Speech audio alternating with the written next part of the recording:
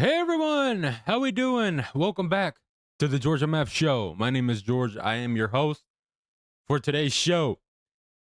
Now, we have a couple things to discuss, of course, in the news world that happened. A couple sad injuries that have happened, also some reinstatements, and a couple other things. Before we start, like I say every time, make sure you guys hit that like button. Comment down below your thoughts on the opinions that we give, or maybe something that you want to talk about. And make sure to subscribe. It's absolutely free and it helps me out. Let's get into it.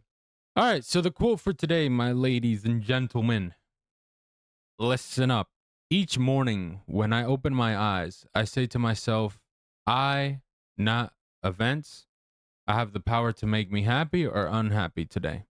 I can choose which it shall be. Yesterday is dead. Tomorrow hasn't arrived yet. I have just one day today and I'm going to be happy in it.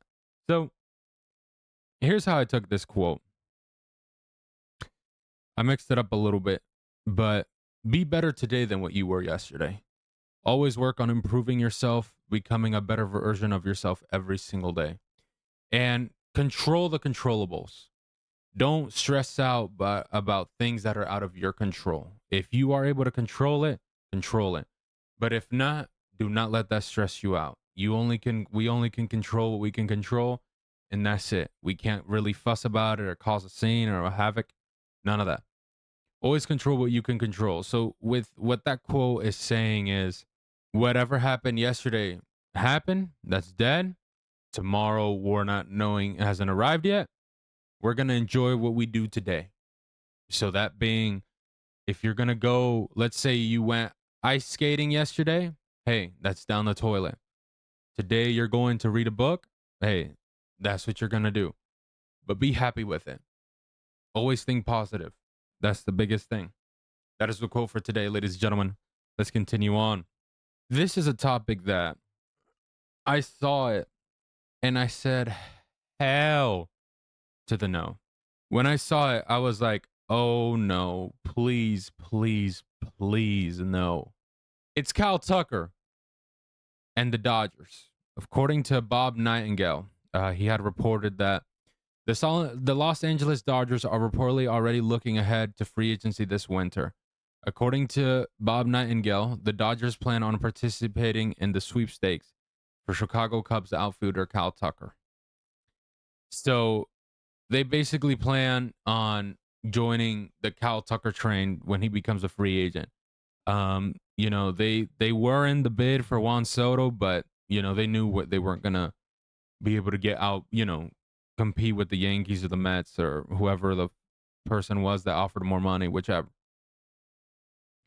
Man, this is going to get ridiculous. I'm telling you right now, if the Dodgers manage to sign Kyle Tucker, that will be insane. It will be to the point where what the hell is going on with these contracts? I think it's going to get to, and I don't know if the Cubs will retain him. That's the bad part, is that he's not on a team that if they're going to retain him. Now, they should, because the problem is that he's having a good season so far. He has 10 home runs, 32 RBIs, has a 276 batting average, slugging a 545, and has an on-base percentage of 387 and an OPS of 932. So he's having a good season already. The Cubs are a good team. They're not going to just trade him at the deadline. So that doesn't make sense. So you want to sign him. This guy is going to want to get more than Vladdy did. He's going to want at least 600, 650. Will the Cubs give it to him? That's going to be the interesting part. I don't know. The Cubs really haven't been known to give out a huge contract like that yet. Who knows? Maybe Chicago. Who knows?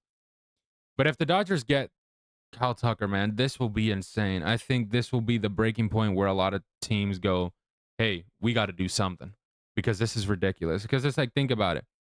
This is a lineup that already has Teoscar Hernandez, Shohei Ohtani, Mookie Betts, Freddie Freeman, Michael Conforto, Max Muncy, Kike Hernandez. Anybody in the book, Tommy Edman, that you can think of is on this freaking team. Anybody that you can think of is on this freaking team. And it's just like, they went out this past offseason. They went crazy. They signed Blake Snell. They also got Roku Sasaki. They went insane signing a bunch of players, getting them on the roster. Tanner Scott, everybody. If they get him, I think this will cause a ruckus for MLB teams because it's like, think about it. This will be an insane lineup if the Dodgers get Kyle Tucker. Think about it. Adding him in with Betts, Otani, and Freeman, those three alone, oh my God, that would be disgusting. And me as a Mets fan, I would not be happy about that because that would make it harder for us to get to the World Series, win a chip, of course. Now, could they be beatable? Hell yeah, it's baseball. But this team would be insanely stacked. Insane. Who knows? I think it'll be fun. It will be fun. I think the two teams that I have in mind who probably will go after Cal Tucker this offseason is for sure Dodgers and Yankees. The Yankees for sure, I think they're going to slide into that mark. I think Cal Tucker will be the guy that they will want to replace Juan Soto initially and be that right fielder for a couple years because we all know Judge eventually, you guys, is going to end up being either at first base or a DH. So, especially once Stanton is gone, he'll probably end up there. I think the Yankees are going to be one that's interested. The Cubs, I don't know why wouldn't they want to keep him. This is a tremendous player. You traded for him. You might as well sign him back. I know the money is going to be a lot, but you really don't spend money like that. Might as well. Another team I'm trying to think that could possibly sign Cal Tucker. The Mets, I don't see them just because you got Soto. You know, we don't really need a right fielder. It wouldn't make sense. We got Soto for 15 years there. It would be unnecessary. Maybe the Braves. I can maybe think about the Braves. I know they got Acuna there, obviously, and Marcelo Zuna at DH, but I think the Braves, even though they're not going to spend that type of money, so it wouldn't even be worth saying. Maybe the Phillies. Maybe the Phillies say, hey, let's trade Nick Castellanos. I know Kyle Schwarber gets off their books also. Maybe the Phillies get into that sweepstakes of looking for Kyle Tucker. I think that could be a possibility. But I hope the Dodgers don't get this guy because that would be insane, y'all. It wouldn't even be a fair league anymore. Literally. I think it would be an insane OD. All right, switching over to Pete Rose, you guys, has been reinstated into the MLB. Now, a lot of fans, of course, are already calling for him to be entered into the Hall of Fame. But of course, that cannot happen because Rahul Ramfan cannot just put him in the Hall of Fame. That's not how it works. The writers are the ones that do that. I think Pete Rose should be in the Hall of Fame. No question asked. Nothing. I think he should be in the Hall of Fame. Obviously, if for the people that don't know, Pete Rose was basically banned from baseball because he was doing a lot of gambling while he was a player and a manager. And that's a huge no-no, of course. He was betting on games, all that shenanigans.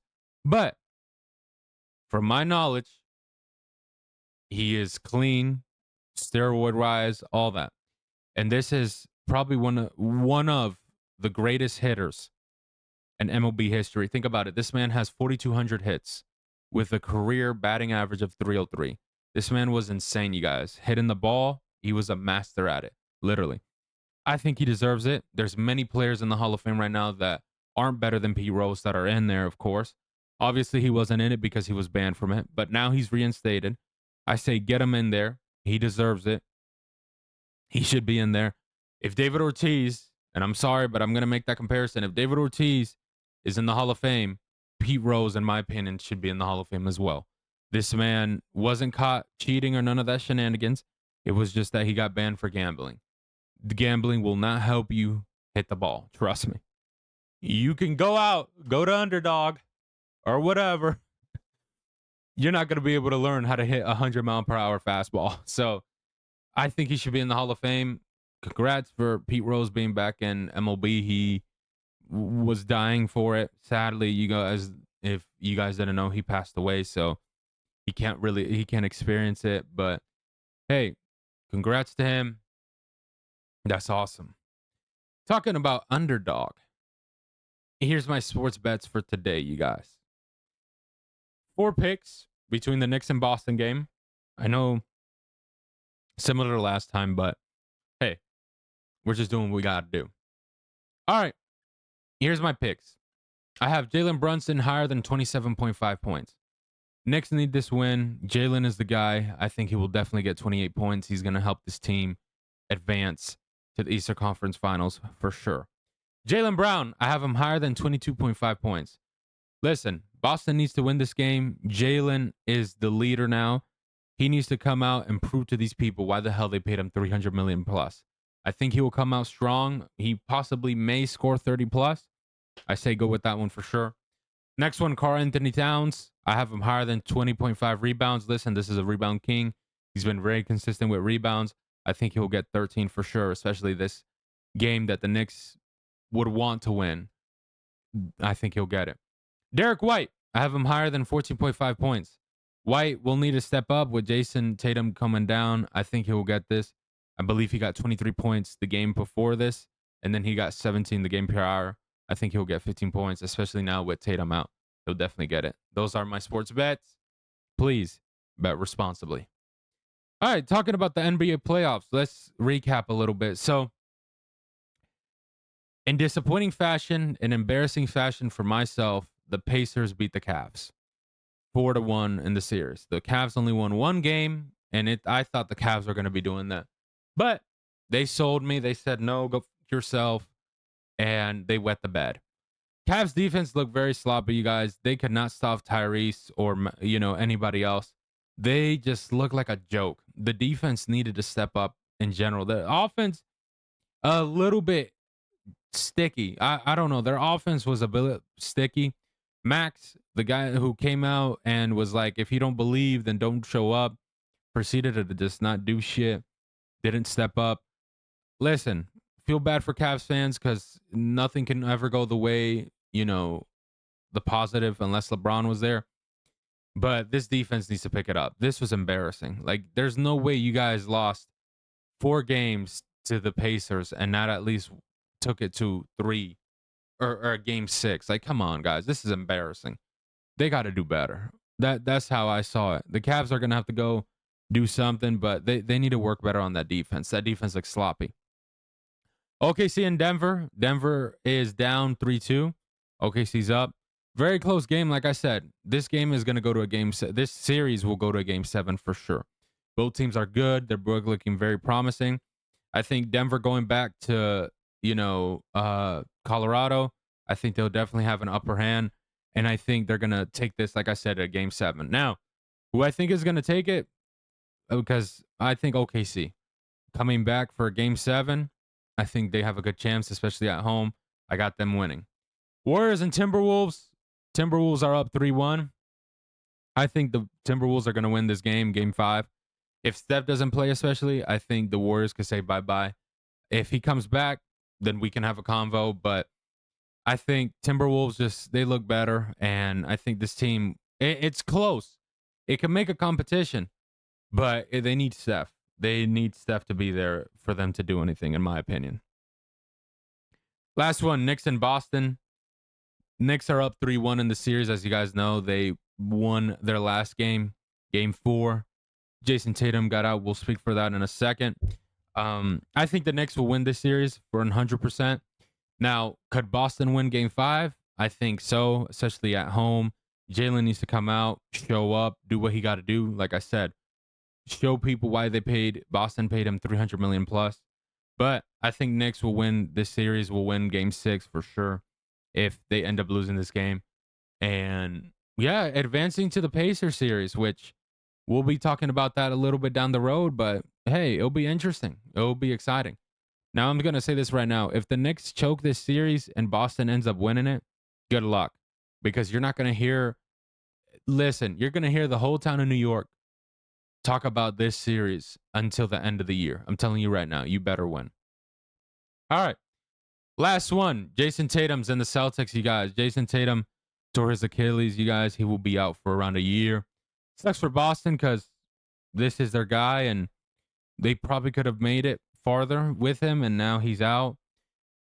Look, hopefully a well speed recovery for him. Hopefully he goes and, recovers well and everything ends up good.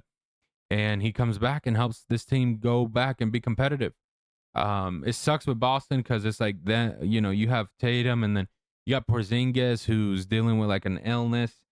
We haven't been told what it is. And it sucks, but hey, it happens. Let's see where, they decide to go with all of this. But I'm going to wrap it up here today, you guys. I hope you guys enjoyed this show. As always, always stay humble, stay blessed, stay positive. Bye bye.